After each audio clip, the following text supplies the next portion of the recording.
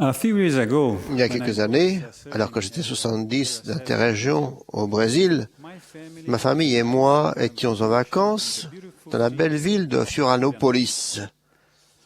Le dimanche, comme d'habitude, nous sommes allés à l'église la plus proche que nous avons pu trouver. Ma femme, notre fille aînée et moi sommes allés à une classe d'école du dimanche dont le sujet d'étude était notre témoignage personnel de l'Évangile. À un moment de la leçon, l'instructrice a demandé aux membres de la classe s'ils désiraient faire part d'une expérience puissante ou spirituelle qu'ils avaient eue pendant qu'ils acquéraient leur témoignage de l'Église. Tandis que certains frères et sœurs racontaient leur histoire, j'ai mentalement passé en revue mes propres expériences de convertis, à la recherche de ce que je pourrais leur dire. Je ne pouvais rien trouver de très remarquable dans mon processus d'acquisition d'un témoignage. Pendant que je pensais et que j'écoutais les expériences des autres personnes, je me suis rendu compte que l'instructrice s'attendait à ce que je participe. Elle écoutait les autres membres. Elle m'a fait savoir qu'elle attendait que je parle de ma grande expérience. Après tout, j'étais à 70 d'interrégion et je devais avoir quelque chose d'impressionnant à dire.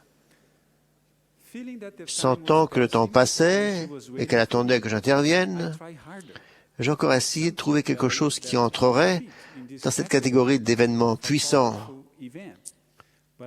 Mais à la grande déception de l'instructrice, je n'ai pas été capable de penser à quoi que ce soit. Malgré tout mon désir de l'aider, je n'ai pas pu répondre à son attente. Heureusement, c'était un dimanche de jeûne, et pendant la réunion de Sainte-Seine, j'ai saisi l'occasion d'exprimer mon témoignage à l'assistance.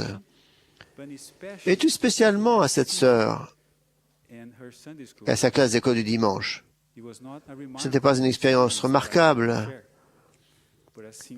mais un témoignage sincère des vérités de l'Évangile rétabli. Parfois, nous pensons que pour avoir un témoignage de l'Église, nous avons besoin d'une expérience forte ou d'un événement unique qui effacerait tous nos doutes, confirmant que nous avons reçu une réponse ou une confirmation. Boyd K. Packer a enseigné, je cite, « La voix de l'Esprit est décrite dans les Écritures comme n'étant ni forte ni dure. Ce n'est pas une voix de tonnerre, ni la voix de grand bruit tumultueux, mais c'est une voix douce, d'une douceur parfaite, comme si cela était un chuchotement, et elle peut percer jusqu'à l'âme même et faire brûler le cœur.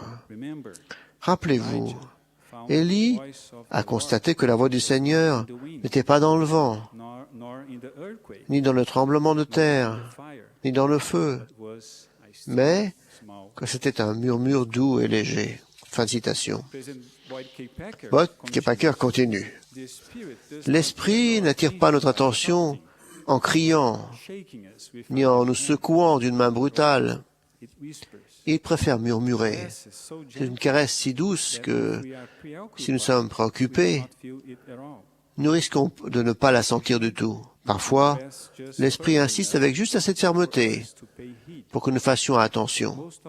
Et la plupart du temps, si nous ne prêtons pas attention à ce doux sentiment, l'Esprit se retire et attend que nous venions chercher, écouter et dire à notre manière, comme Samuel jadis, « Parle, Seigneur, car ton serviteur écoute. » Fin de citation. Les grands événements ne sont pas une garantie que notre témoignage sera fort. L'amant et Lemuel en sont de bons exemples. Des anges ne sont apparus. Et même alors, presque dans la minute suivante, ils contestaient la volonté du Seigneur. De grands dirigeants de ces derniers jours peuvent aussi nous enseigner ce principe. Ils ont été instruits d'en haut, dans les premiers temps du rétablissement. Et cependant, Ils n'ont pas été suffisamment forts pour persévérer jusqu'à la fin.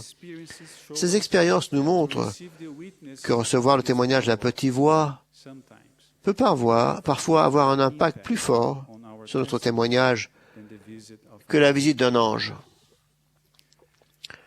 Quand j'étais jeune et que je vivais à Porto Alegre, au Brésil, 2 sœurs missionnaires m'ont enseigné l'Évangile.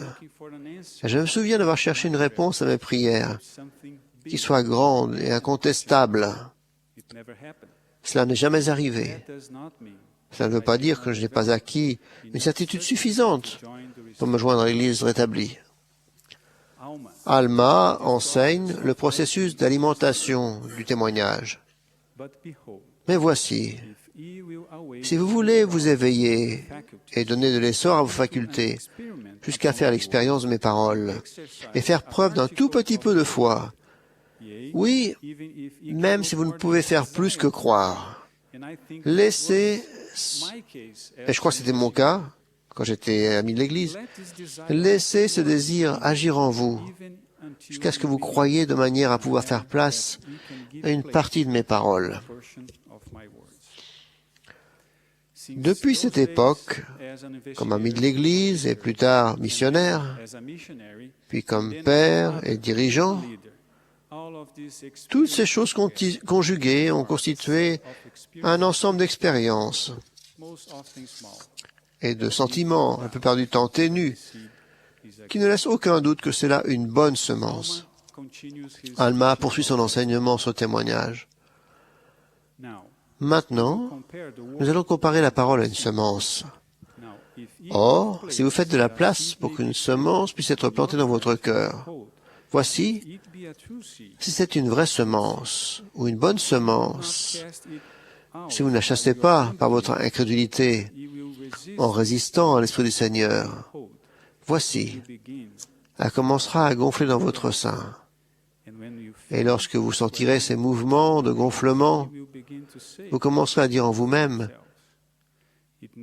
il faut nécessairement que ce soit une bonne semence, ou que la parole soit bonne.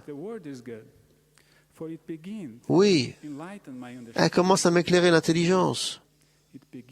Oui, elle commence à m'être délicieuse. Ainsi donc, un témoignage pour certaines personnes peut venir par l'intermédiaire d'un événement unique, indiscutable. Mais pour d'autres, il peut venir à la suite d'expériences qui ne sont peut-être pas remarquables, mais qui, en se combinant, témoignent d'une façon incontestable que ce que nous avons appris et vécu est vrai. Aujourd'hui, je suis des membres de l'Église de Jésus-Christ des Saints derniers jours depuis de nombreuses années, et je ne peux pas me souvenir de la plupart des expériences qui ont forgé mon témoignage. Cependant, toutes celles-ci ont laissé leur marque et ont contribué à mon témoignage de l'Église rétablie. Aujourd'hui, j'ai l'absolue certitude des vérités de l'Évangile de Jésus-Christ.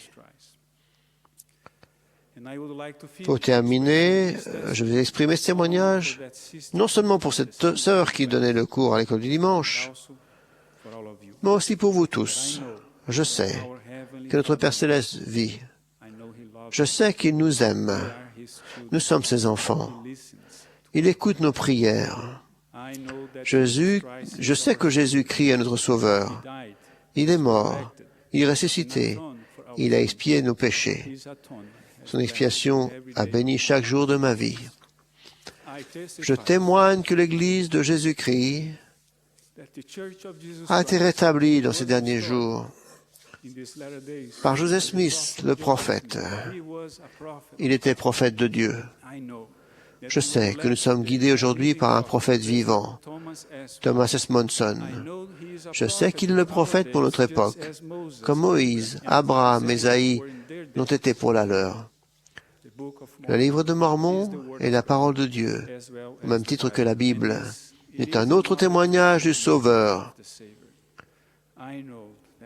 Je sais que le pouvoir de la prêtrise a été rétabli, a été une bénédiction pour de nombreux saints partout dans le monde.